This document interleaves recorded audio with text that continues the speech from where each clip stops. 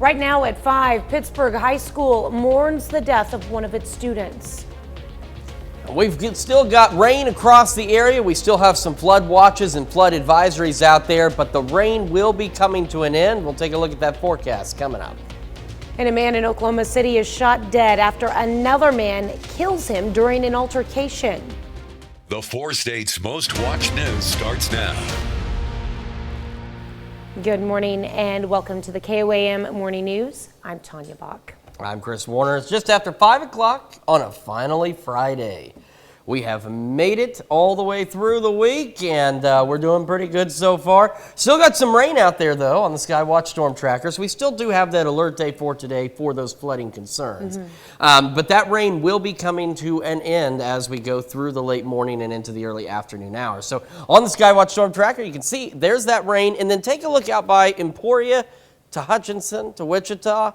That is some snow. We're still watching that possibility of a brief changeover to some light snow, especially across parts of southeast Kansas and northern counties. So we've got this batch of rain on its way out. We have, let me move to the other side. That's easier. There we go. We have another batch of rain developing, and that's what we kind of anticipated for the morning. Here's what we've seen so far. On average, we've picked up about 7/10 of an inch, but you can see where we've got those flood warnings and flood watches. We've picked up 3.5 inches of rain so far, and we're not quite done with it yet. So we do have the flood watch still in effect through noon for Berry, Lawrence, McDonald, and Newton counties in southwest Missouri, and we'll take a closer look. Here we've got the flood warning for Berry County. This is an aerial flood warning for a number of low water crossings and other flood-prone areas through 4 o'clock today. And in Delaware County, we do have that flood advisory that runs until Saturday at 6, so just be careful out there. This is what we're talking about. We're not done with the rain yet. As we go through the morning, we're looking to pick up another 1/10 of an inch, 1/4 of an inch, upwards of 1/2 an inch. And in those flood-prone areas, that's going to be quite a bit of extra rain. This second batch of showers, maybe a rumble of thunder, will start rolling through later this morning. There's that snow, and it's brief if we see any, and again, it's confined to the north, but still, there is that shot for it. After that, though, we actually will start to warm up just a little bit, and you may have noticed on our camera at 7th and Range Line, we're starting to get some fog out there as well. Check out some of these visibilities, just under 4 miles in Joplin, 2.5 miles in Chanute and Yates Center, so slow down, give yourself plenty of time to get where you're going. MoDOT camera, 20th and Range Line, it is wet out there, and there's that fog from 7th and Range Line. We're at 43 in Joplin, feeling like 37, that west-northwest breeze at 12. Quick check of temperatures, 39 Iola, 41 Chitopa, 43 Miami, and 45 in Neosho. As we go through the morning, we'll have the rain continue. It'll start to let up by late morning. We'll still have some breezy conditions, and we'll hover in the lower 40s. We'll take a look at your complete forecast and when the warm weather returns here in just a few minutes. Tanya? All right, thanks, Chris. Pittsburgh High School is mourning the death of a student in a Cherokee County crash. The 2-car crash claimed the life of 18-year-old Josiah Fletcher of Pittsburgh around 8 Thursday morning. According to the Kansas State Highway Patrol, Fletcher was going east on K-171 near Northeast 90th Street, made a U-turn and was hit by a semi. Fletcher died at the scene. Pittsburgh High School principal Cullen Hurt sent a message to families of students yesterday morning informing them of the crash and said additional counselors and student support staff are available for students. A manager at a Hobby Lobby distribution center in Oklahoma City was shot dead Wednesday. The man suspected of killing him died hours later, apparently in a crash along Highway 33 near Kingfisher. According to the police, the suspect left the scene and led police on a chase 2 counties away. They say it started during an altercation when 32-year-old Dominique Thompson pulled out a gun, shooting his boss, 69-year-old Douglas Smith, at least one time. Authorities are not sure what caused Thompson to shoot his boss. Well, police in Knoll, Missouri believe they've identified a man who shot a dog with an arrow, and now they're trying to find him. That man is Jeffrey Howard. The Knoll Marshal's Office has a warrant for his arrest for the charge of animal abuse. The dog was found on February 23rd. Local rescue group brought the dog and her puppies to a veterinarian. The arrow was removed, and the dog is now recovering. Southeast Kansas man is sentenced for Medicaid fraud charge. William Carl Morris II of Altamont was sentenced on 1 count of submitting a false claim. He's ordered to repay the Medicaid program more than $1,200 after pleading guilty.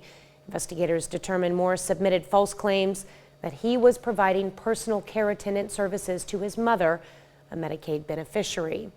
Morris said the dates he allegedly provided services, but it was determined his mother was in fact in another city at the alleged time. Well, getting reliable and affordable Wi-Fi in rural areas is changing. The Kansas Office of Broadband Development is actively trying to close the digital gap in rural areas. Kansas Governor Laura Kelly is trying to make Kansas one of the top states with accessible broadband by the year 2030. Hearing feedback from Kansans in rural areas will help tailor the state's strategy plan. We're going to take all the insights we hear from this listening tour and by summer put together our 5-year digital equity and broadband access strategic plan that we will submit to the federal government for review. Upon approval of that plan, the state of Kansas will be awarded hundreds of millions of dollars that we can then give out in competitive grants to communities that need broadband. The Kansas Office of Broadband Development is also planning to improve broadband infrastructure in southeast Kansas. That's a look at this morning's top stories and weather in our first 7 minutes. Coming up on the KOAM Morning News, Galena takes on Cherryvale to see who will move on to play for the sub-state title. Plus, the AI wars are on as big tech companies start to invest in them. However, it prompts whether AI helps spread misinformation. And do you take vitamin D daily? Well, you may not have to worry about dementia. You're watching the KOAM Morning News. More real news in the morning. We'll be right back. The Missouri Southern men's basketball team hit the floor yesterday in the quarterfinals of the MIAA tournament. The Lions opened the tournament on Wednesday by beating Northeastern State 70-60 in the first round. Southern faces Central Oklahoma in the quarterfinals. The Lions swept the Broncos in the regular season. However, it's UCO winning 76-60. Avery Taggart, a big game for the Lions, finishing with 26 points. The Lions finished the season with a 17-13 overall record. Finals in Kansas City, Missouri Southern facing Pittsburg State, with the winner moving on to the tournament semifinals. The Lions hit the road to Kansas City earlier yesterday afternoon. They're the 5 seed in the bracket. The Gorillas are the 4 seed. Missouri Southern dropped both regular season meetings with Pitt State, falling by 8 in Joplin and by 10 in Pittsburgh. Here's the team on what they took away from those 2 losses and what they need to do to move on. They got downhill so much and got into the paint. They got so many kids that drive the basketball in their dribble drive offense that did a great job of getting into the paint, either finishing at the basket, dumping off to Gerber, their big kid, or kicking it out for a 3-yard re-attack. And we didn't do a good job of keeping them out of the paint. One of the main things is that they just wanted it more than we did. I mean, if you look at the 50-50 balls where, it could go one way, it could go the other, they beat us to all of those. And they just, all played super hard, which you got to give credit to them. They're a team that plays super hard. And so I think what it's going to come down to is the team that wants it more. The girls 3A sub-state tournament in Girard, Cherryvale Chargers are the #1 seed in the bracket and cruised by Baxter Springs in the first round on Monday. Cherryvale facing another CNC team in the semifinals, hitting the floor against Galena. Chargers off to a fast start. Kelsey Lance drives, gets it to go. She scores 15. Moments later, Lance to Cadence Foreman in the corner, and that 3 is good. Cherryvale scores the first 5 of the game. Other end, Galena hangs around. Mia Serwinski pulls up and buries the 3. 32 points for Serwinski. Bulldogs within 1, but Cherryvale closes this one out. Jaylee Reister open for the jumper. She leads the Chargers with 16. Cherryvale beats Galena 61-50 to move on to the sub-state championship. And they'll play the winner of this one. Tournament host Girard facing CNC rival Frontenac in the semifinals. Girard comes out firing. Hayden Buckley open for 3 from the top of the key. Then Riley Brooks, another long ball for the Trojans. They jump out to a 6-0 lead. But here comes Frontenac. Hattie Pyle, straightaway 3 goes down. The Raiders back within 1 going to the second. In the second, Pyle ahead to Kenley Lakey for the easy 2. Frontenac comes back to lead by 2 at half. In the third, more from Hattie Pyle. She steals the cross-court pass heads the other way, eventually finishes it off. 19 for Pyle. Then back to Lakey. She's good from the corner. Lakey gets 12. And Frontenac pulls away from Girard 55-41. The Raiders will face Cherryvale for the sub-state title on Saturday. Still to come, ever wanted to try cricket-flavored ice cream? I haven't, but we'll tell you how you can if you're interested. And we're going to take another look at that forecast and when we'll dry out when the KOAM Morning News returns. Welcome back to the KOAM Morning News. Still have our alert day for today for the flooding concerns, and here's where you can see where they are. First, let's touch on the watch. Still in effect for McDonald, Newton, Berry, and Lawrence counties in southwest Missouri through noon today. And then we have some flood advisories and some flood warnings. Flood advisory in southern Delaware County, and that'll run through 6 a.m. tomorrow morning. And then we have an aerial flood warning for Berry County that runs until 4 o'clock this evening. So please remember, turn around, don't drown. If you're aware of where areas flood in these regions, you need to find an alternate route just to keep yourself safe. Now, on top of rain we've already seen, here's what we're expecting to pick up additionally is rainfall totals of another 1/10 inch, 1/4 inch, and even upwards of about a 1/2 inch of rain. And that extra 1/2 inch in those already inundated areas, it's not necessarily going to be good. So here comes the next round of showers and thunderstorms across the area. There may be a few rumbles of thunder. There may even be a light, brief transition to some light snow in parts of southeast Kansas. But as you can see, behind the clouds will actually start to warm up, and we may make it to near 50. Some of us may be a little bit above 50. Additionally, we've got fog to deal with. We're down to just under 4-mile visibility in Joplin, down to 2.5 in Yates Center, Chanute, Independence. So slow down, give yourself plenty of time to get where you're going this morning.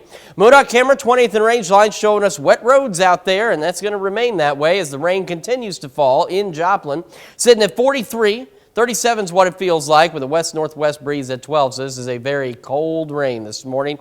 We got 39 in Iola Yates Center, Chanute, 41 Parsons, Chatopa, 43 Miami, 45 Neosho, and 44 in Carthage. We'll have some gusty winds through about 9 o'clock this morning. We're going to hover in the lower 40s. We'll have the heaviest rain this morning, and then we'll start to see it let up into slight showers before eventually we're just cloudy and cool. Still a little breezy by noon.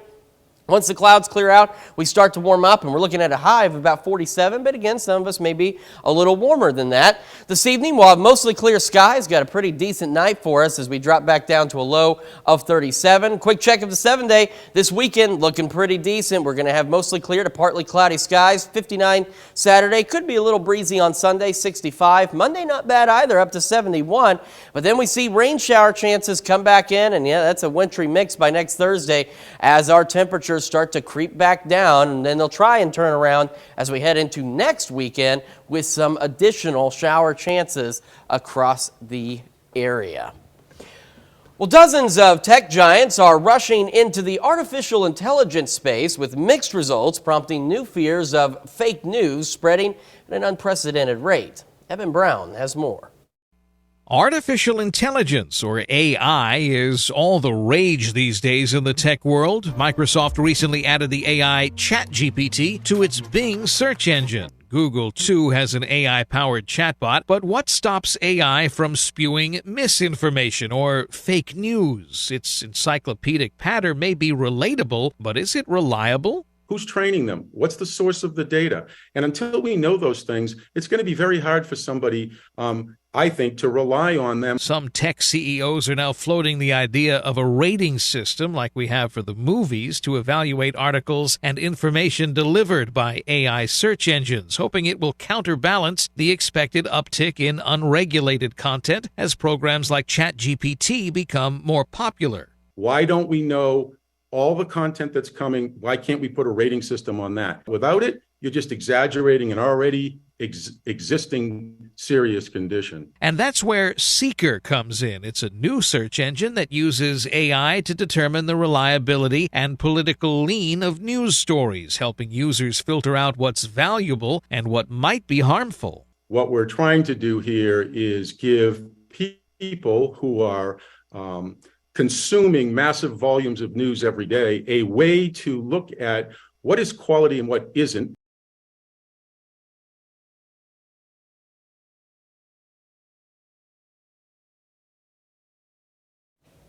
In addition to all that new software, a team from Johns Hopkins University is working on more AI technology using human brain cells. And that brings us to our question for you this morning. Should AI be limited in what it can do? Yes or no? You can vote through our website at koamnewsnow.com/vote.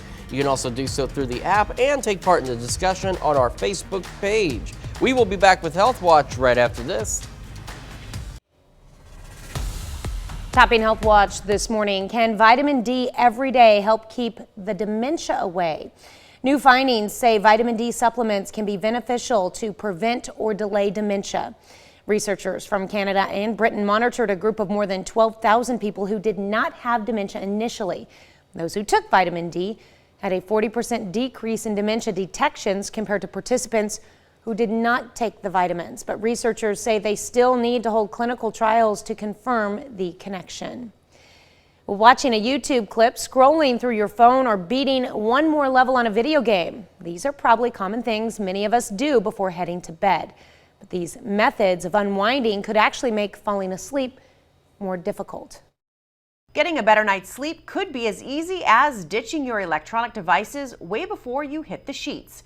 With data collected by the National Institutes of Health and the CDC finding frequent nighttime media use is having damaging effects on your sleep quantity and quality. They are more likely to stay up later, both because they're using the media, and so then they're not starting to go to bed as early as they would otherwise. And then even once they start trying to fall asleep, it takes them longer to fall asleep. And then they're more likely to have interruptions in their sleep. If you are going to be on your phone or watch TV before bed, health specialists recommend reducing the blue light settings on your devices, citing how exposure in the evenings can make it difficult for you to fall and stay asleep. Another thing is to really be thoughtful about what kind of media are you engaging with. When people are engaging with multiple sources of media at once, that it's more likely to really ramp them up and harder to calm down. When it comes to kids, instead of screen time before bed, educators stress the importance of reading them books rather than handing them a tablet. Understanding that words actually convey meaning when you look at printed text is something that can start at an early age, and it builds the foundation for children wanting to be read to, enjoying being read to, and ultimately being able to read on their own. Health experts also recommend tracking your media usage and gauging whether the content you're consuming is helping you better your life or causing you distress. That's a look at some of today's top health stories. You're watching the KOAM Morning News. And we are still watching some rainfall across the area. Still some heavy rain possible. And we're starting to deal with some fog out there too. We'll take a look at your full forecast and when we're going to dry out when we come back. Right now at 5:30, Freeman Health Systems teams up with Cat in the Hat to celebrate beloved children's author Dr. Seuss. And we still have an alert day for us. We've got additional rain, maybe a few rumbles of thunder on the way as this bigger batch of rain moves out. We'll tell you when we're going to dry out and if we're going to warm up again coming up. Take you to meet a student who is breaking barriers by competing in a typically male-dominated field. The 4 states' most watched news starts now.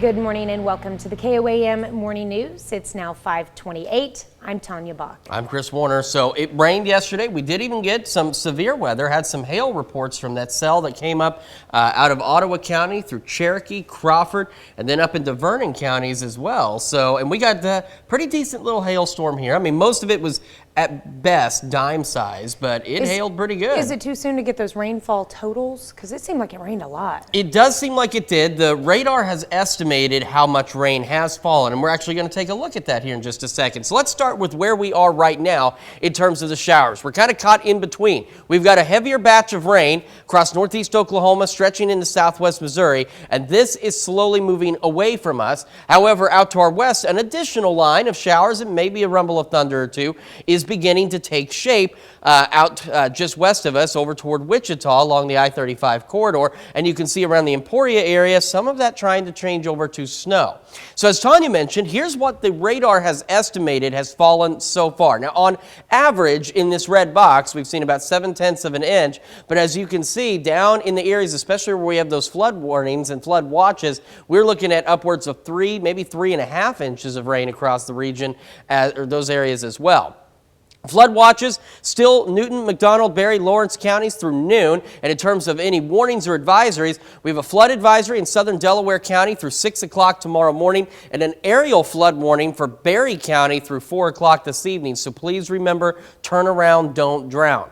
As we see additional rain move in, we're looking to pick up anywhere from an additional tenth, quarter, even upwards of half an inch of rain. And we'll see all of this move out. And again, maybe a brief transition to light snow. And as it does so, we'll actually have an opportunity to warm up. We're also dealing with fog, less than 4-mile visibility in Joplin, even less out to the west. So make sure you slow down, give yourself plenty of time to get where you're going this morning, especially long into the west of I-49. We'll have a more complete look at your forecast and when warmer temperatures will get here coming up. All right, thanks, Chris. Freeman Health System introduces a very special guest to the kids at the Freeman Learning Center. The Cat in the Hat himself paid a visit for the Freeman and Cat in the Hat reading event. Along with the Cat in the Hat, Paula Baker, Steve Grady, and Dr. Adam Fahrenholtz read their favorite Dr. Seuss classics to a room full of Freeman Learning Center students. Kids also had the chance to pose for pictures with Cat in the Hat and enjoy snacks and drinks. We want to encourage all children in the love of reading. So by reading to children, they learn to love to read themselves. And so when they are old enough to learn to read, that's something they can enjoy for a lifetime. The event is organized by Freeman Health System and Ozarks Public Television to help promote reading skills. Well, Joplin's Art Walk is back, and Thursday was the first Art Walk event of the season. Art Walk is where downtown Joplin businesses come together and showcase art from local artists. And a lot of thought goes into the art pieces. Seeing the joy when people find something that they like and it's important to them. Secondly, it's the joy that I get in creating the piece. I just get in my own little zone, and I love putting the ideas together because I never know what it's going to look like until it's finished. Art walks take place on the first Thursday of every month. And in Southeast Kansas, the Bourbon County Arts Council is presenting its 31st annual Fine Arts exhibit. It opened at the Danny and Willa Ellis Family Fine Arts Center and runs through the 11th. More than 20 local artists entered their art for the exhibit. Other artists participating come from Missouri, Oklahoma, and Texas. This year's theme is doors and windows. Art includes ceramics, glasswork, photography, and sculptures. In our small community, just happy that we can have exposure to the arts here in this small town, and we're not that far from Kansas City and Joplin, and but it's nice to be able to have something and to be able to present to the community artwork that is really great. Admission to the exhibit is free of charge. It's open on weekdays from noon to 7 p.m. and on Saturday from 9 a.m. to 1 p.m. Well, some grade school students in Carthage, Missouri took a flight to Japan Thursday morning. Now, they never actually left the ground or went to an actual airport, but they simulated that experience. The Fairview Elementary students did everything from going through security, checking in their luggage, and finding their seats to enjoying some in-flight snacks. It's all part of a lesson on Japan and its culture. I like seeing people doing the chopsticks. It was kind of interesting because it was interesting because how they moved it without it crossing. As part of their lesson on Japan, the students also learned how to use chopsticks like she just showed you. And a state competition for Joplin High School Franklin Technology students is coming up, and they'll be showing off their skills in trade, technical, and other service occupations. KOAM's Yana Dula met one female competitor who's breaking into a usually male-dominated field.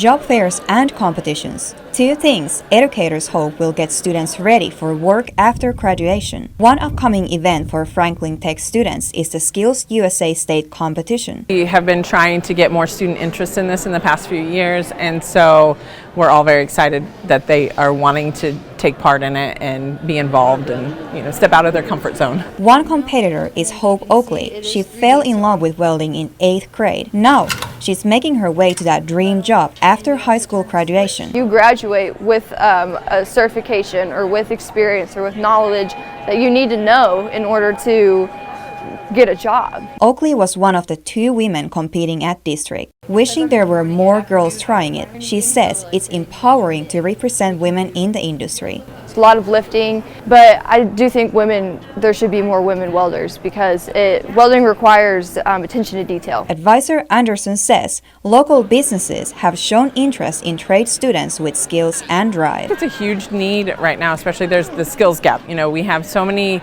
different jobs that are open and not enough people to fill those. So that's what we're trying to do at Franklin Tech, is get those students prepared. If they go on to a college program, that's great, but they're also prepared to go straight into the industry or do a little bit further training so that they can go straight into their job. Sitting there and you're just like in your zone and you're just watching that puddle like smooth over, it's really just, and then at the end of the day, being able to see what you finished rather than just knowing what you finished, you know, it's a satisfying feeling. In Joplin, Janna Hautala, KOAM News. 33 students from the Technology Center will attend the Skills USA State Leadership and Skilled Conference. It is in Lynn, Missouri at the end of March. This morning, we're discussing if AI should be limited.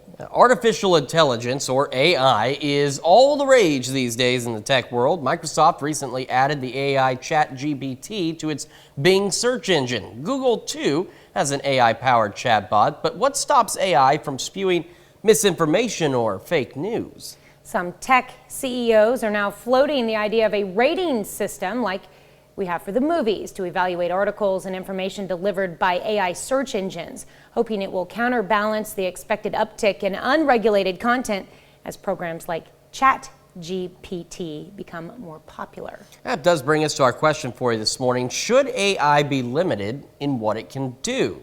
So far, 100% of you say it should be, so make sure you take time to vote through our website, through our app, and of course take part in the discussion on our Facebook page. All right, that's a look at our top news stories coming up this half hour on the KOAM Morning News. A woman finds a portrait of herself for sale at an estate sale. That's sparking a 40-year-old mystery in the making.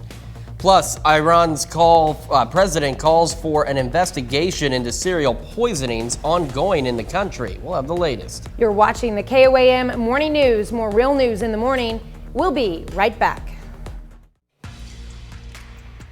Topping a World Watch, if you ever wanted to try a cricket-flavored ice cream, head to Germany. Thomas Michelino's ice cream store in Rottenburg boasts the cricket ice cream.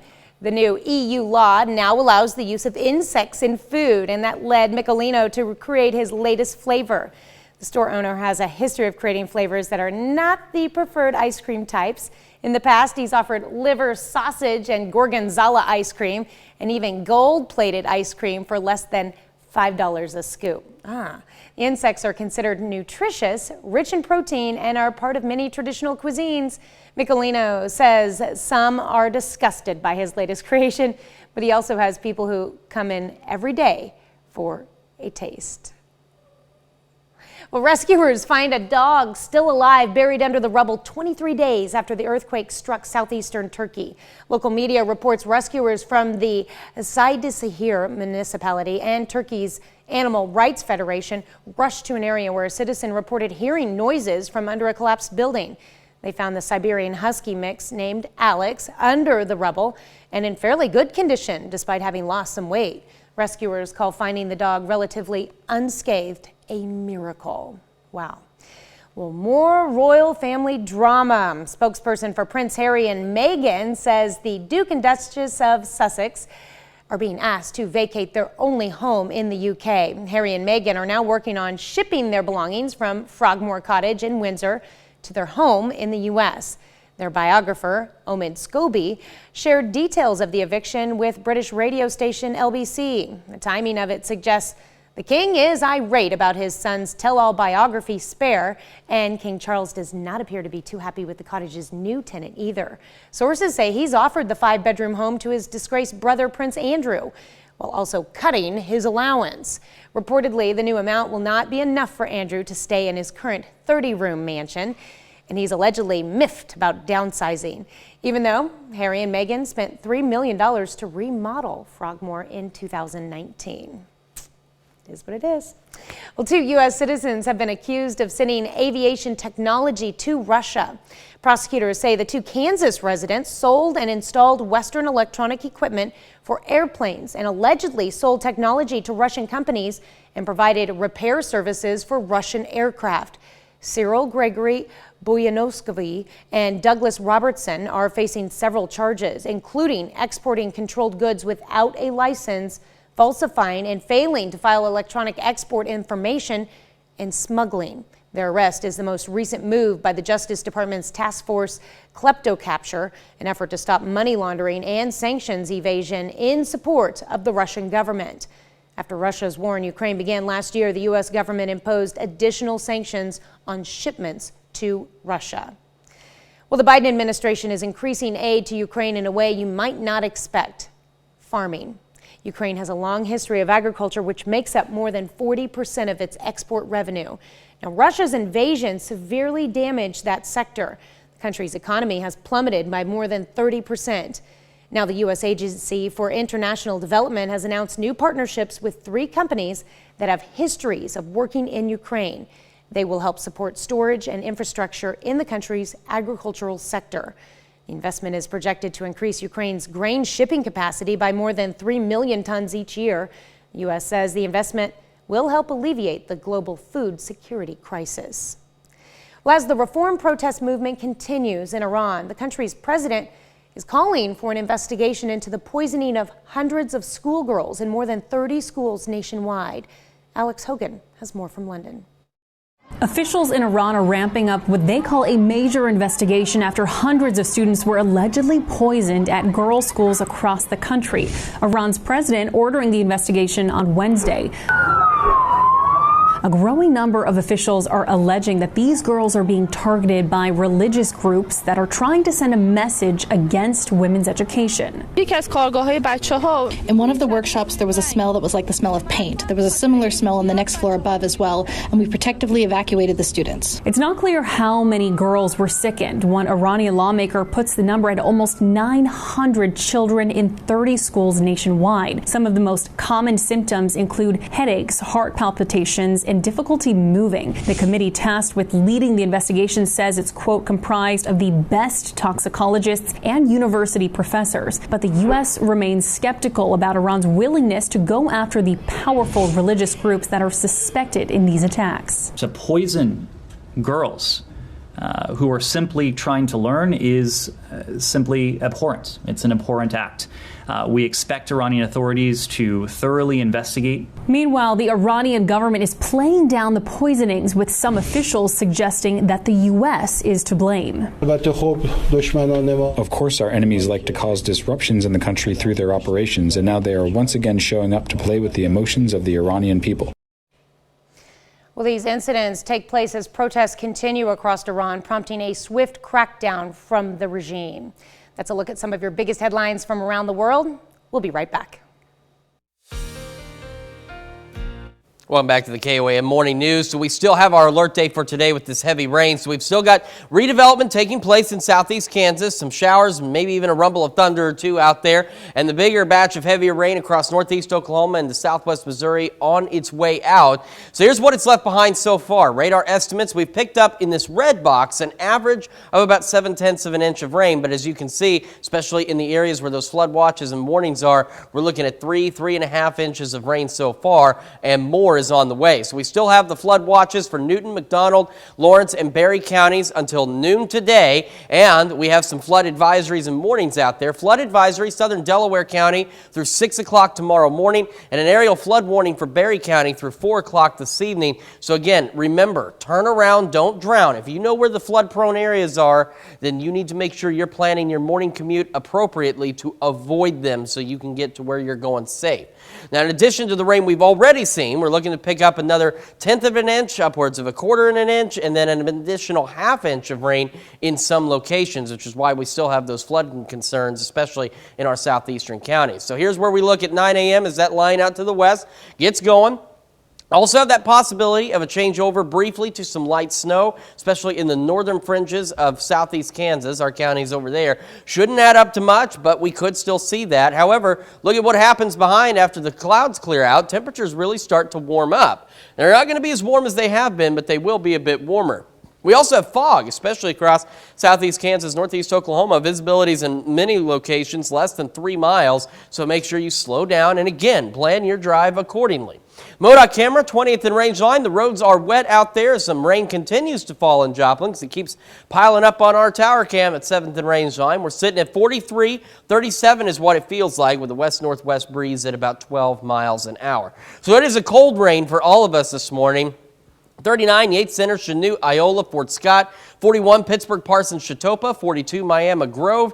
46, Neosho, Monette. And 44 in Carthage. And we're still going to have some gusty winds for the first part of our morning with that rain rolling through. We're going to hang out in the lower 40s, and then by 11 o'clock, those showers are going to be kicking out of here with maybe just a handful left. Still a little breezy at noon as well. Cloudy skies. Once the clouds begin to clear through the early afternoon, we start to warm up a little bit at least. We're looking at highs pushing upper 40s. Some of us may even make it into the lower 50s, especially in southeast Kansas, where you may get a little more sunshine than the rest of us do.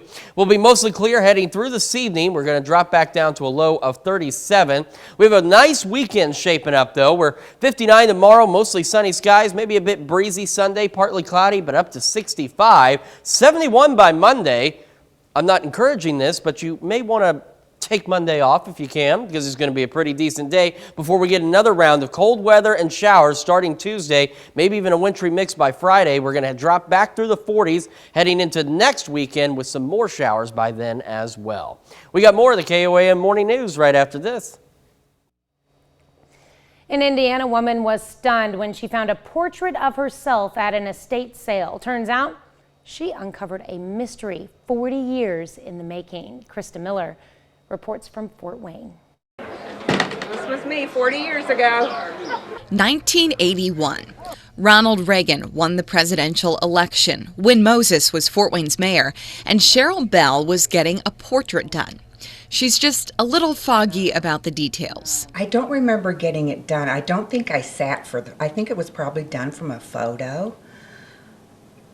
But honestly, I remember getting it, and I remember thinking, I don't know if that really looks like me. She thinks she probably gave it to someone, maybe a boyfriend, and then she kind of forgot about it until last week when the estate sale frequenter got on Facebook. Well, I was scrolling through, couldn't get back to sleep, and all of a sudden, I just stopped cold, and it was like my heart stopped. Among the hundreds, if not thousands, of items posted on this estate sale page was Cheryl's portrait. She comes to some of our sales, and I've seen her around a bit, and I was a little taken aback when she called because I thought, this is crazy town. Amy Studi made an exception to her normal rules. No pre-buys, no pulling items. This was a special circumstance. But in talking to Amy, Cheryl's mystery only continues. She doesn't know the man who owned the house and hung her portrait on his wall. And it makes Cheryl and her family wonder. Can you imagine what that portrait has seen in 40 years? So while Cheryl will try to find more pieces to this 40-year-old puzzle, she's grateful to have the portrait back. I'm very happy to be here, and I'm glad to be taking her home. It's a pretty cool picture. Well, Cheryl was able to decipher the artist's last name, which could help her discover how the piece ended up with the homeowner. We'll be right back. Well, endangered baby giant otter finds a new home. The rare 1-month-old giant otter was rescued by the Colombian Air Force and taken to its new home at the Cali Zoo. Now, once there, biologists and veterinarians will be in charge of its care and treatment. Giant otters are endangered species throughout South America. The threats they face in Colombia include loss of habitat, hunting, illegal trade of pelts and pups, as well as water and soil pollution from gold mining. Well, deep below the surface of Michigan's icy Lake Huron, a 128-year-old shipwreck mystery is solved. NOWA officials, in conjunction with the Thunder Bay National Marine Sanctuary, say the remains of the long-lost Ironton shipwreck have been found in remarkably preserved condition. Researchers use cutting-edge technology to locate the 191-foot Ironton, which collided with another vessel in 1894, sinking both ships and leaving only 2 survivors behind. Officials say the lake's cold freshwaters helped preserve the sunken ship, which is resting upright with all 3 masts still standing. And its lifeboat, which doomed crew members tried unsuccessfully to use, still tethered to the vessel's stern. Well, we've got the rain continuing through the morning hours. Some of it could be heavy at times. We'll stay a little bit on the breezy side as well, hanging out in the lower 40s through the early morning hours. And by about 11 o'clock, the last of the showers should be out of here. We'll still be cloudy, maybe a bit breezy at noon. But once the clouds begin to clear later this afternoon, we'll have an opportunity to warm up just a bit. Looking at highs in the upper 40s, but some of us in southeast Kansas could make it to the lower 50s because you guys should start clearing a little bit earlier than the rest of us. Down to 37 for a low tonight under mostly clear skies. And as we head into the weekend, it's going to be a great one. We're up to 59 tomorrow, mostly sunny, maybe breezy Sunday. And then we're going to be partly cloudy, 65. Monday's looking good too. We're looking at partly cloudy skies, 71. And then as we get past that, we see additional rain chances, maybe even a wintry mix by Thursday. And temperatures begin to fall back to the 50s and 40s. We're back with more right after this. Right now at 6, tragedy strikes in Pittsburgh as a car crash takes the life of a high school student. And we are continuing to track heavy rain across the area, and we're watching those flooding concerns. We'll take a look at your full forecast coming up. And Bourbon County, Kansas kicks off its showcase for artists around the area. The 4 states' most watched news starts now. Good morning and welcome to the KOAM Morning News. I'm Chris Warner. It's just after 6 o'clock on a finally Friday across the area. And unfortunately, we're kicking off our Friday a little bit on the cool side, a little bit on the rainy side as well. Skywatch Storm Tracker right now is showing where we've got rain across the region. And we're continuing to see some of that heavy rain across northeast Oklahoma into southwest Missouri. And we're watching additional development that's taking place in parts of southeast Kansas as well. And if you look out by Emporia, some of it trying to turn into some light snow. Now, on average, we've picked up in that red box there about 7/10 of an inch, but you can see down in the flood-warned areas where we've seen 3, 3.5, maybe even upwards of 4 inches of rain. We still have flood watches for Newton, McDonald, Berry, and Lawrence counties through noon today. We have a flood advisory for Delaware County for the southeastern corner until 6 tomorrow morning, and an aerial flood warning for Berry County through 4 this evening. So remember, turn around, don't drown. If you know where these areas are prone for flooding, plan your morning commute accordingly. We could still see an additional 1/10 of an inch of rain in southeast Kansas and upwards of 1/4 to near 1/2 an inch of additional rain in the southwest Missouri and northeast Oklahoma as this batch of showers starts to roll on through the area. You can see, too, where we could see that brief transition to some light snow, especially in the northern part of southeast Kansas in our coverage area here. Not anticipating much out of this, but that could take place. And here's the deal. That's what I was talking about earlier. We have the possibility, too, of these clouds clearing fairly early in southeast Kansas, and that could allow for some decent warming out there. And then, after that, we've got a pretty decent weekend lined up for you. Here's what we've got in terms of the flooding concerns. Or, sorry, not flooding. This is fog. We're dealing with fog, southeast Kansas, northeast Oklahoma, so that's not looking too good. Make sure, again, you're planning your trip accordingly. Modoc camera, 20th in range line. Boy, my brain's everywhere this morning. Still wet, still raining in Joplin. 42 feels like 35 with a north-northwest breeze at 14.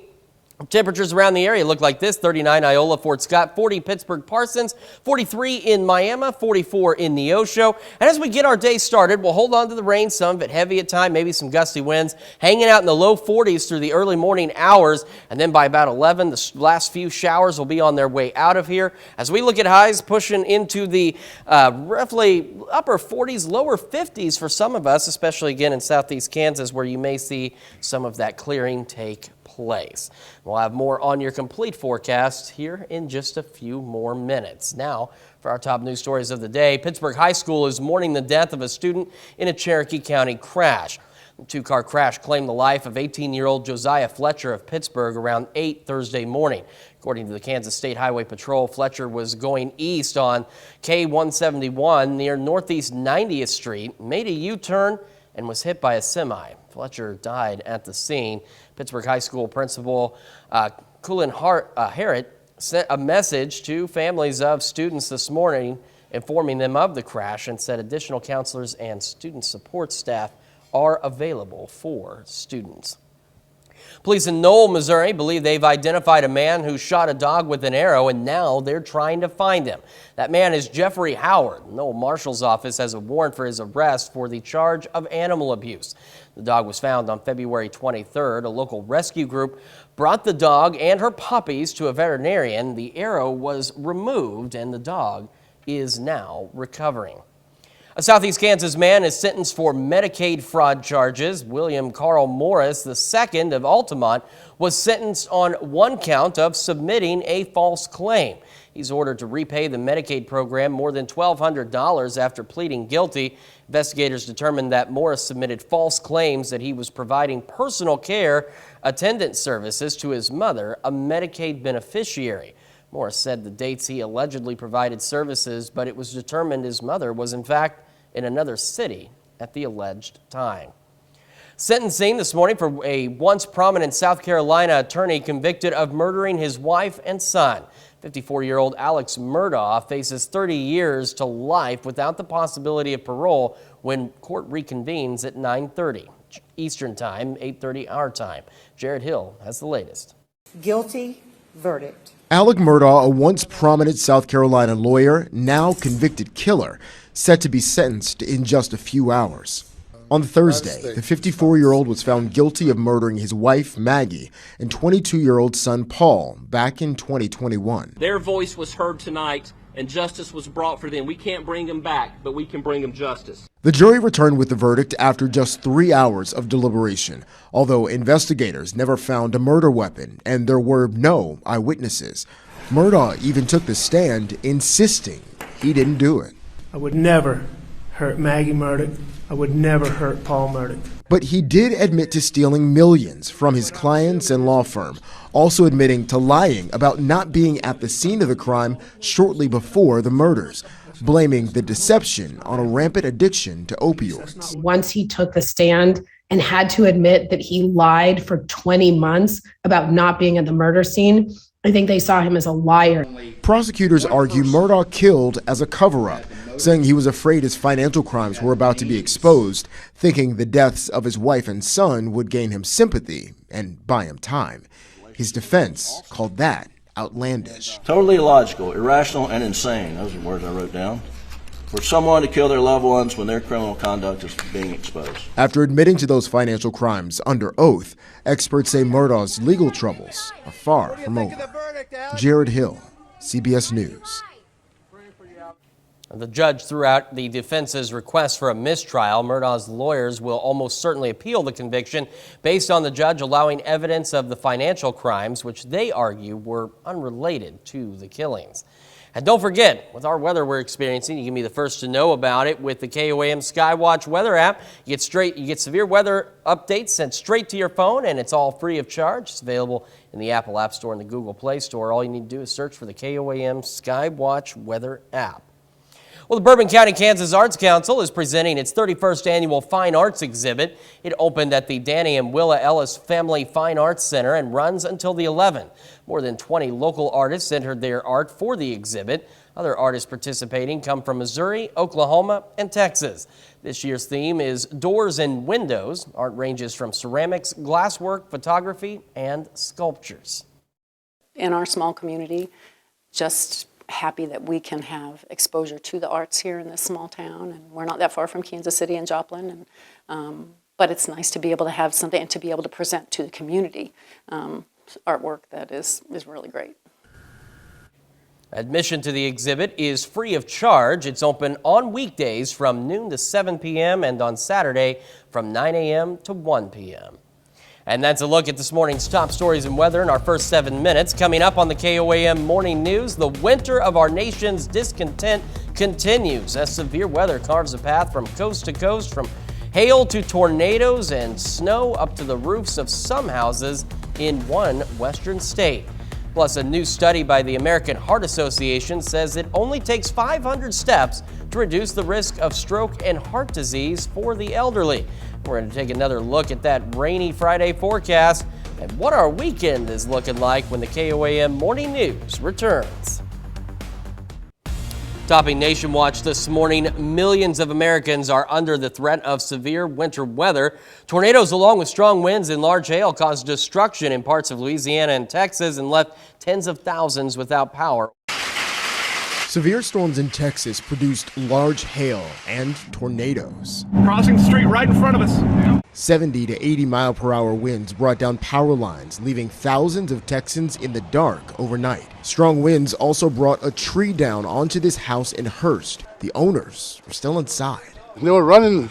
The only thing I hear in the top of the house is going like boom, boom, boom everywhere. I didn't know where to run. The roof of this Dallas County Amazon warehouse partially collapsed on workers. No injuries were reported. Authorities are now looking at just how bad the damage is. Once we get some daylight tomorrow, we'll be able to get some more accurate information. A gas station in Shreveport, Louisiana, now mangled metal after a twister ripped through. It just came up. 20 seconds later, it was gone. And I mean, total chaos. Wind, glass breaking out everywhere. The severe storms slamming the South are from the same weather system that buried mountain communities in California under feet of snow. Miriam Magana could barely contain her excitement. Her brother-in-law rescued her and her family after they were stuck at a Crestline Airbnb for more than a week. We're so ecstatic. We're so happy. Family back home is really worried and nervous. And these are the kiddos. But many others are still trapped at home. San Bernardino Sheriff's deputies loaded up food to take to desperate snowed-in residents. The governor has declared a state of emergency for several counties. Jared Hill, CBS News. National Weather Service is advising against mountain travel in California with more snow expected this weekend into next week. In other parts of the country, heavy rains could produce flash floods in the Ohio Valley, while the upper Midwest to the northeast could get more heavy snow and ice heading into the weekend. Let's look at one of today's top national stories. We've still got rain across the area showing up on the Skywatch storm tracker as we keep an eye on the heavy rains and the flooding. We're going to take a complete look at your forecast, when this rain's going to wrap up and when the temperatures will warm back up when the KOAM Morning News returns.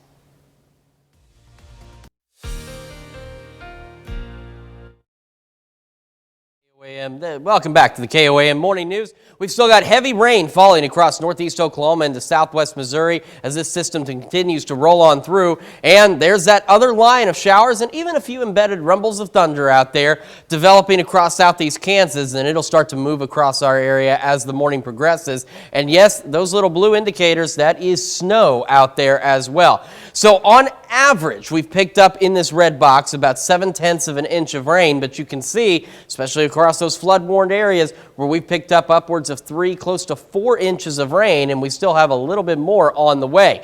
We still have flood watches for Newton, McDonald, Berry, and Lawrence counties through noon today. And in terms of flood alerts, advisories, we have a flood advisory for southeastern Delaware County that runs until tomorrow at 6 a.m., and then an aerial flood warning for Berry County that runs until 4 o'clock this afternoon. So make sure, if you're driving in these areas that are flood prone, that you are planning your morning commute appropriately. And remember, turn around, don't drown. Floodwaters are extraordinarily difficult to see at night, and they're even more difficult to determine how deep they really are. So just turn around, don't drown. We're looking to pick up another 1/10 to a quarter to even upwards of a half an inch of rain with this next batch as it rolls through. And this is it rolling through. And again, some of our northern counties in southeast Kansas could get in on a little light snow action. However, southeast Kansas is also going to start to clear before everybody else does and may end up getting a little bit warmer than the rest of us. We're also contending with some fog roughly along and west of I-49. You can see, especially northeast Oklahoma, visibility is less than 3 miles out there. We've got 4-mile visibility in Joplin and even less in some parts of southeast Kansas. So that's another thing you've got to plan your morning commute for. MoDOT camera, 20th and Rangeline. It looks fairly dark. It's just because it is raining out there. Roads are wet. Rain continues to fall. And you can see that on our camera at 7th and Rangeline as well. In fact, there was a raindrop that just hit right now.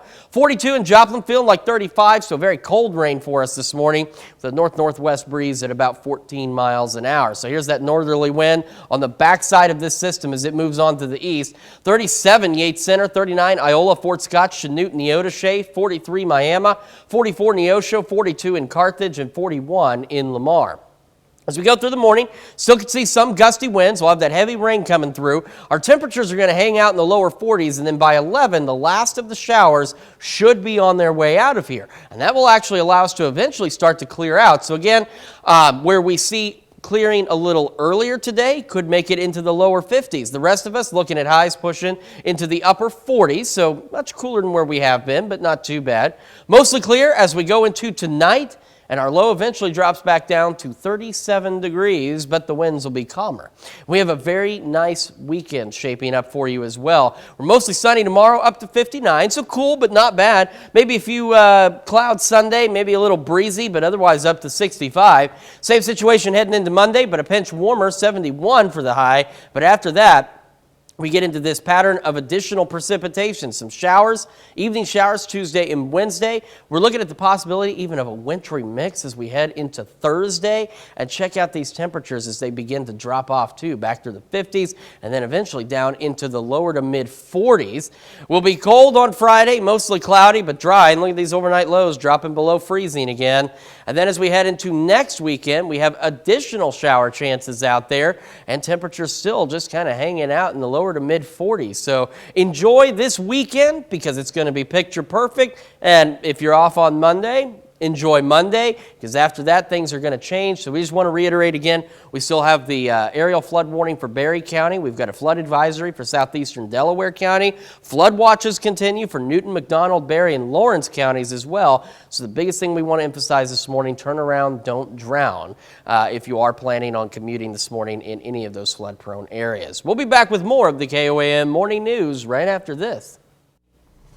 Topping Health Watch this morning, walking 500 steps a day can greatly lower the risk of heart disease and stroke for elderly people. A study by the American Heart Association found people over 70 who walked just 1/4 mile a day had a 14% lower risk of heart disease, stroke, or heart failure.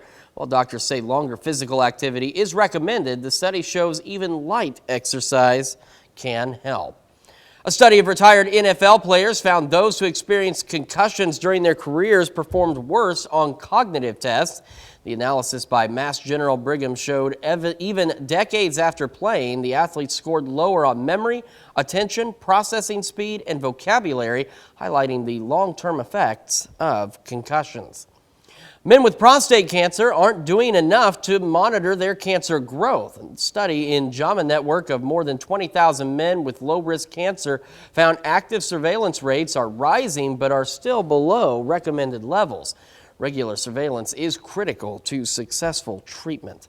That's a look at some of today's top health stories. You're watching the KOAM Morning News, and we are watching rain continue to fall across the region, some of it even heavy at times on the Skywatch Storm Tracker as we're dealing with this moving through.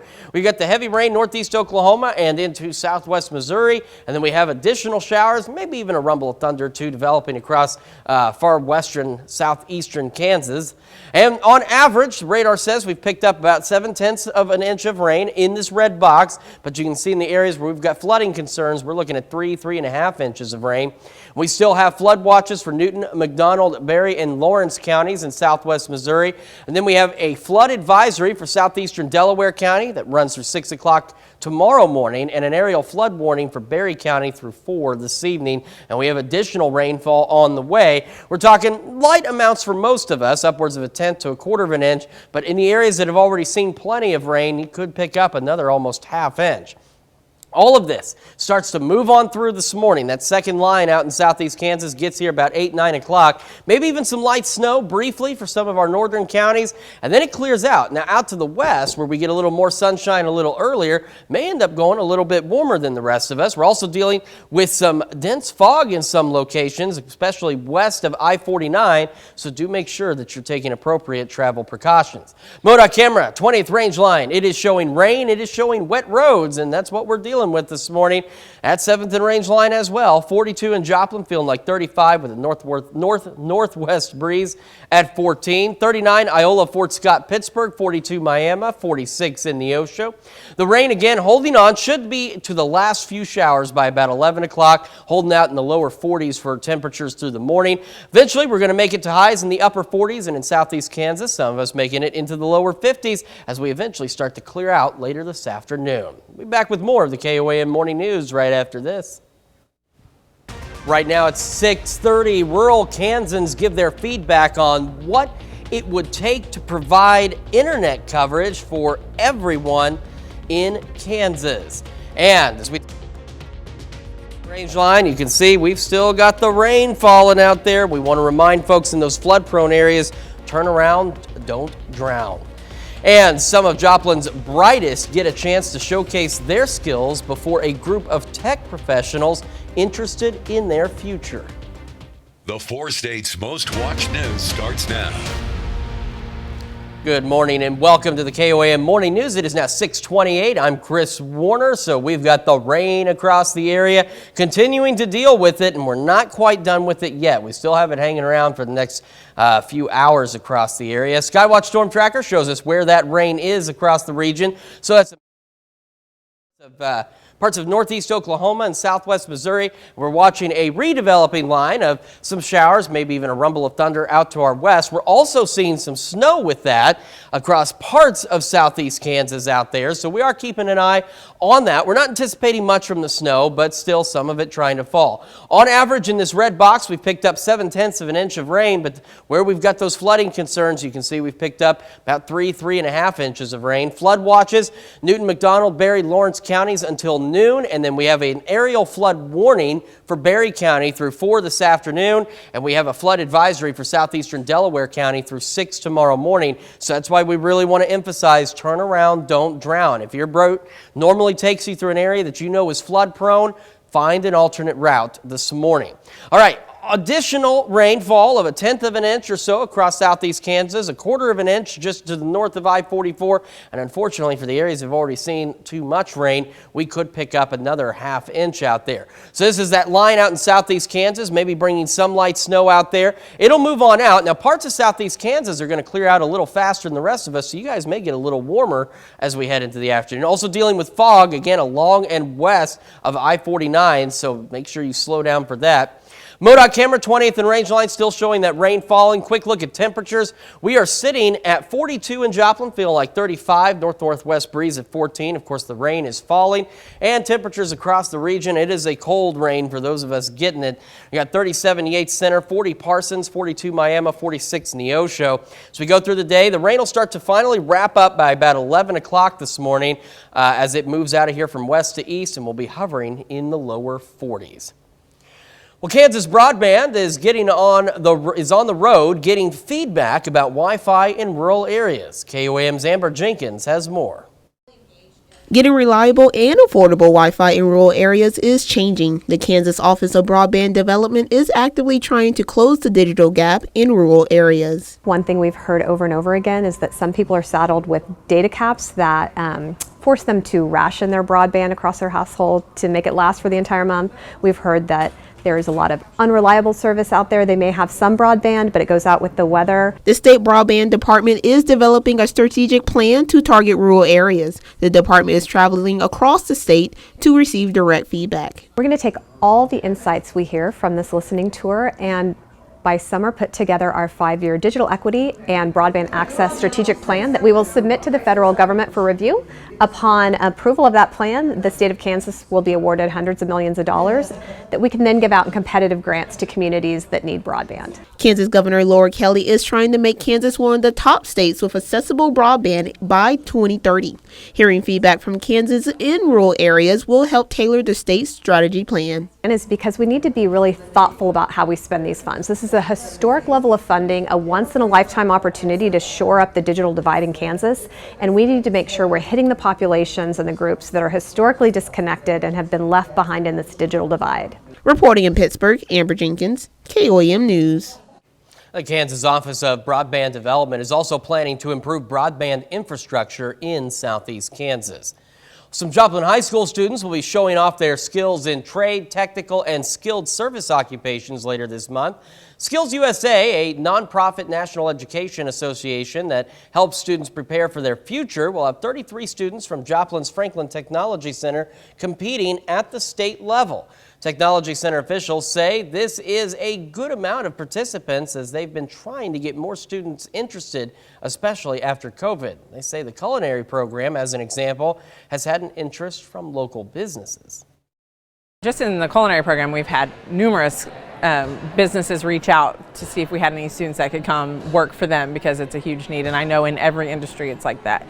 So I'm sure a lot of the other instructors have gotten that same call many times. Anderson says senior students graduating from the Franklin Tech Center with Skills USA training can be ready to go straight into the industry. At the Freeman Learning Center, the Cat in the Hat himself paid a visit for the Freeman and Cat in the Hat reading event. Along with the Cat in the Hat, Paula Baker, Steve Grady, and Dr. Adam Holtz read their favorite Dr. Seuss classic to a room full of Freeman Learning Center students.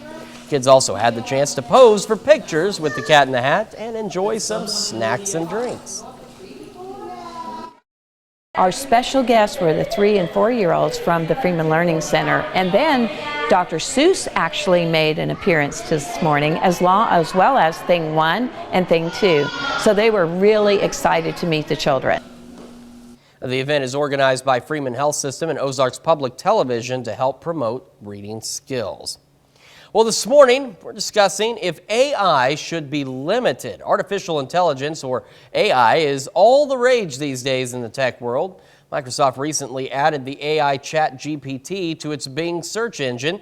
Google, too, has an AI-powered chatbot, but what stops AI from spewing misinformation or fake news? Some tech CEOs are now floating the idea of a rating system like we have for the movies to evaluate articles and information delivered by AI search engines, hoping it will counterbalance the expected uptick in unregulated content as programs like ChatGPT become more popular. And that does bring us to our question for you this morning. Should AI be limited in what it can do? So far, 89% of you say it should, and 11% say it should not. So make sure you take time to vote through our website, through our app, and take part in the discussion on our Facebook page.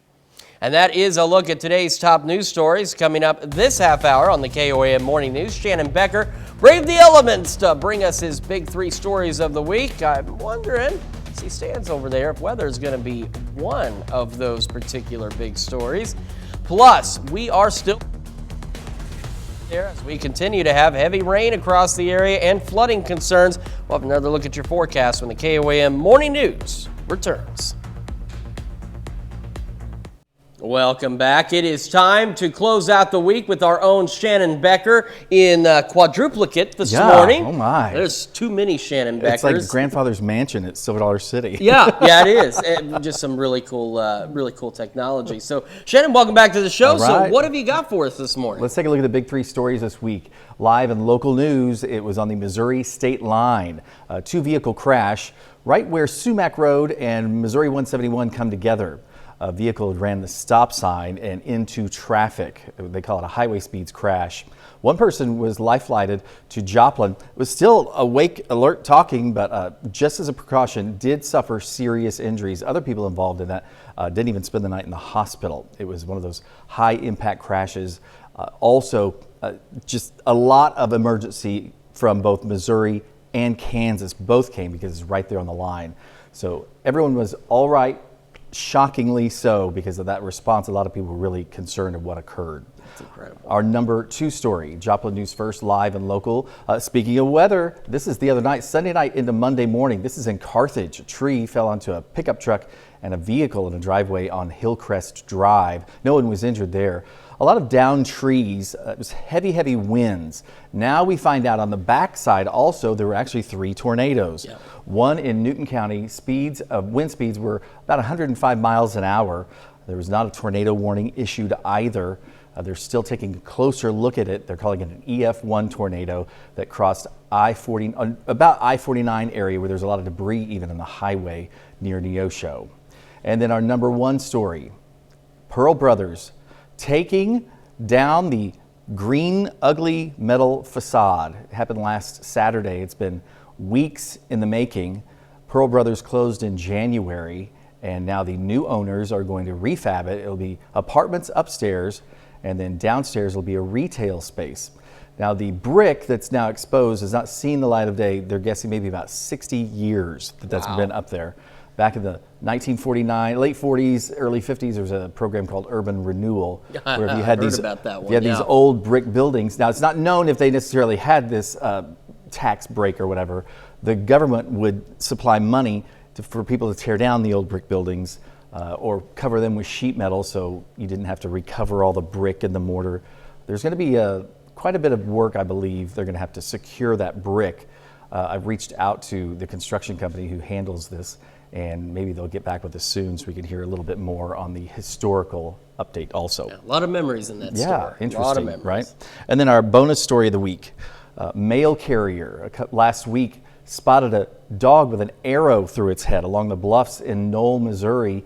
And Knoll Marshal Travis Shepard told me yesterday they now have a person wanted on warrants, a warrant issued by the McDonald County prosecutor for the man there you see on your screen. You can go to KOAM News Now for more details in that story. The dog is recovering. The arrow was removed amazingly.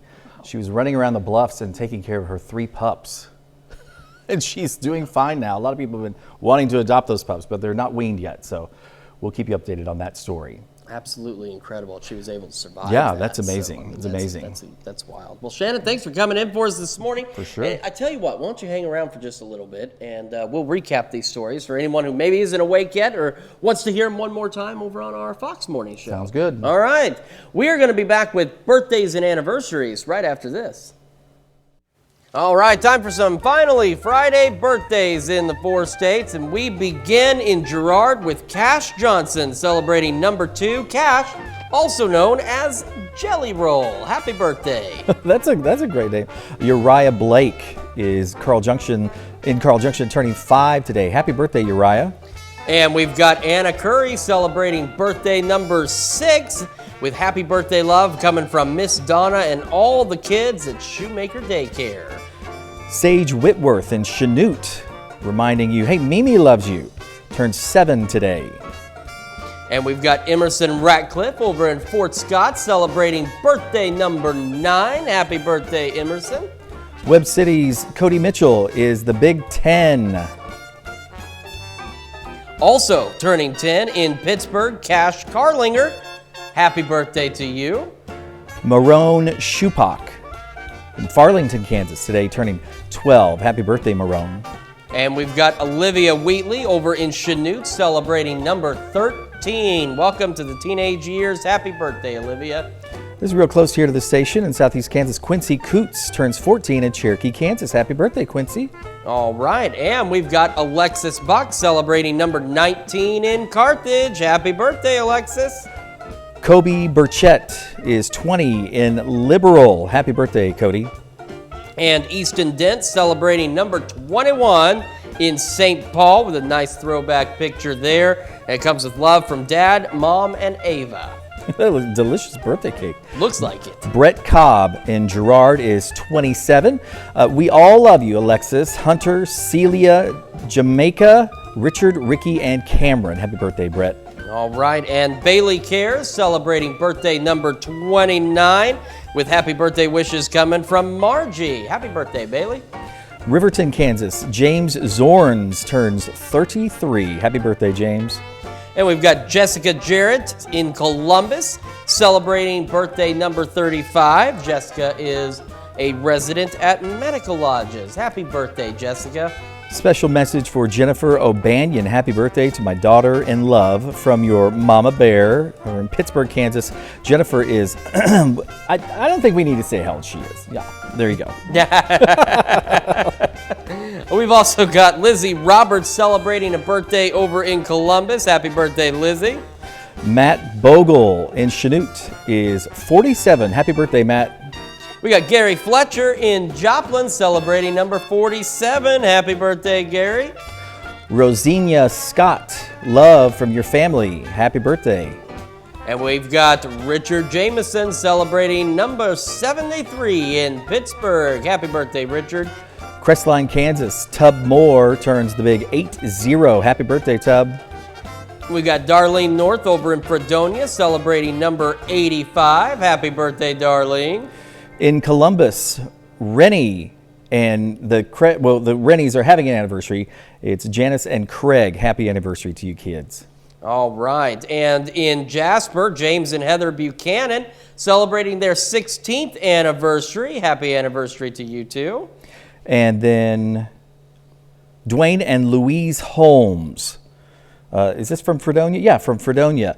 Dwayne retired. He's a retired teacher and coach from Fredonia High School, and Louise retired. She's a lab technology tech at Fredonia Regional Hospital. 67 years of wedded bliss. That's incredible. Yeah, and wow. Here's the thing.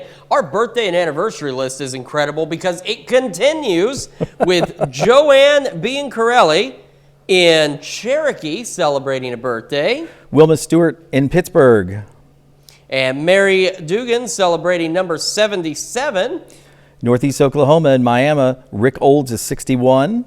We got Dalton Hurst in Erie celebrating number 26. Cindy Dund in Columbus, happy birthday. And Dawson King in Iola turning 21, saying wishing you an amazing birthday. Love your entire family and friends. Eric King in Chanute, Dawson's dad, wishing you an amazing birthday. Love your entire family and friends. And last but certainly not least on this mega list, Pat Burr in Lamar celebrating number 70. In fact, this birthday list was so long we ran out of birthday music. That's the way we like it, though. That's one incredible list.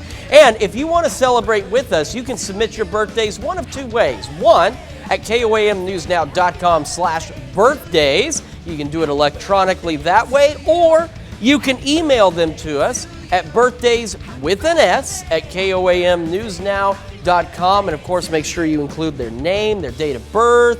If you want to include their age and hometown, that's appreciated as well. And we love the pictures, so make sure you keep sending those in. Also, while you're at our website, take time to sign up for the KOAM Birthday Club. You can get some great deals from local businesses, and you get a special birthday message from your friends here at KOAM. So just head over to our website, KOAMnewsnow.com. Sign up for that birthday club today. We want to give a special thanks to Shannon Becker for sticking around with us for a little bit to help with that absolutely incredible birthday list for this finally Friday here in the 4 states. Unfortunately, we're off to a wet and potentially flooding Friday for us. We've got heavy rain now building in southeast Kansas, northeast Oklahoma, southwest Missouri. We got another line of showers, even a couple of rumbles of thunder out there in southeast Kansas. And that's going to be the last bit of activity that rolls through. And yes, that is some light snow that's trying to work in there as well. On the average, we have picked up about 7/10 of an inch within this red box. Now, this is continuously updating through the morning as well. And you can see in the areas where we have those flooding concerns, where we've picked up 3, close to 4 inches of rain so far. That's why we still have flood watches. Newton, McDonald, Berry, Lawrence counties through noon today. We have a flood advisory for southeastern Delaware County through 6 o'clock tomorrow morning, and an aerial flood warning for all of Berry County through 4 o'clock this afternoon. So if your commute takes you through any of the flood-prone areas in these regions, make sure you plan an alternate route. You've got to remember, turn around, don't drown. Just make sure you get to where you're going safely. We're looking to pick up an additional 1/10 of an inch of rain, 1/4 inch of rain right along I-44. And unfortunately, in the areas where we've already seen too much rain, another 1/2 inch of rain is expected. So here's that line in southeast Kansas, maybe bringing some light snow out there as well. It'll race on off out of here, and by about noon, 1 o'clock, it is done. And out in southeast Kansas, as the clouds clear, some of you may get a little bit warmer than the rest of us do. Fog, also an issue, right along and to the west of I-49 with some pretty dense fog around the Fort Scott area in Bourbon County. And then you head down into Craig, Delaware, and Ottawa counties in northeast Oklahoma, dealing with some pretty dense fog down there as well. Look at Grove's visibility now less than 2 miles. So make sure you slow down, take it easy to get where you're going in those foggy areas. MoDOT camera, 20th and Range Line. It's still soggy out there as the rain continues to fall. Same at 7th and Range Line. Rain falling, 41 in Joplin, feel like 33 with that north wind now at 16 miles an hour, so making it feel pretty darn chilly.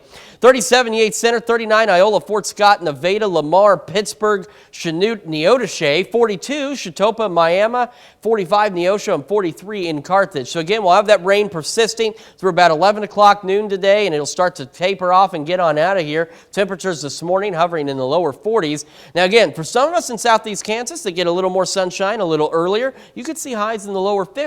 The rest of us are going to start to clear out later this afternoon, and we're looking at highs pushing into the upper 40s. We head into this evening, we're all clear, mostly clear skies as we go through the 10 o'clock hour, and we'll eventually drop down to a low of 37 degrees.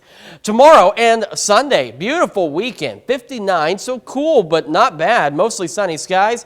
Maybe a bit breezy, maybe a few clouds on Sunday, otherwise not bad, 65. Monday, even better, partly cloudy skies up to 71. Enjoy these 3 days while they last, because then we see evening rain chances Tuesday and Wednesday, and then maybe even a wintry mix by next Thursday as temperatures drop back through the 50s and then eventually into the lower 40s toward the end of next week. That's a check of your forecast. We'll be back with the news you need to know right after this.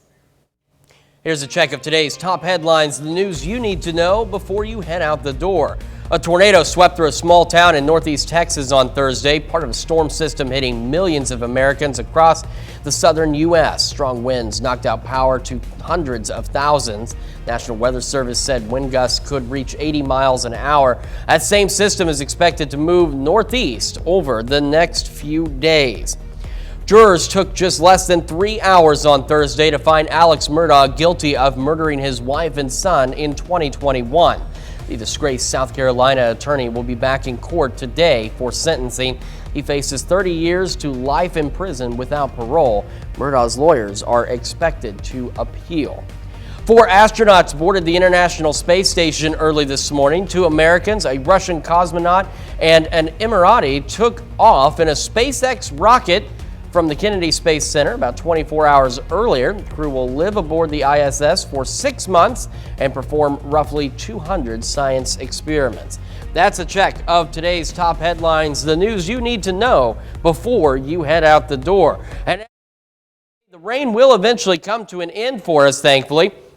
We will start to see some clearing. Parts of southeast Kansas clearing a little earlier, so we're looking at highs in the lower 50s. The rest of us, highs in the upper 40s as we start to see the sun come out. We head into this evening. We are all mostly clear tonight, and we're dropping back down to 40 by 10 with an overnight low of 37 degrees. Now let's take a look at that 7-day forecast. Got a great weekend for you. 59 tomorrow, 65 Sunday, and even Monday not bad, up to 71. And then after that, we start to see showers Tuesday, Wednesday, and then maybe even a wintry mix Thursday as temperatures drop back through the 50s into the lower 40s.